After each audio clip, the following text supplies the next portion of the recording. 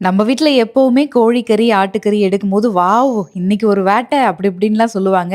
இதுவே தட்ல வந்து சாப்பாட போட்டு மீன கொண்டு போனோம் அப்படின்னா, "என்னம்மா?" அப்படின்னு கேட்டுருவாங்க.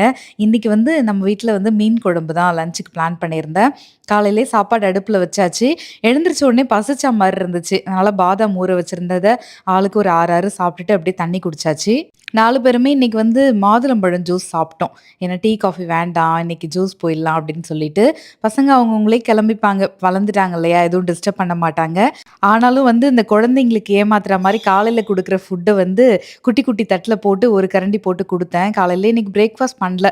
ஏன்னா தம்பிக்கு வந்து ஸ்போர்ட்ஸ் டே அப்படின்றதால எனக்கு வேண்டாமா எதுவும் அப்படின்னு சொல்லி சொன்னான். அதனால இங்கேயே சாப்பிட்டுட்டு ஜூஸ் குடிச்சிட்டு போட்டும்னு ஹஸ்பண்ட்க்கு மட்டும் பேக் பண்ணேன். நான் கொத்தவரங்கா பொரியல்லாம் அதிகமா செய்ய மாட்டேன். உங்க வீட்ல செய்வீங்களா ரெகுலரா அப்படின்னு கமெண்ட் பண்ணுங்க. YouTubeல வீடியோ பார்த்து தான் பண்ணேன். ஆனா அவிச்சு எடுத்து அப்படியே எப்பவும் போல பொரியல் மாரி பண்ணியாச்சு.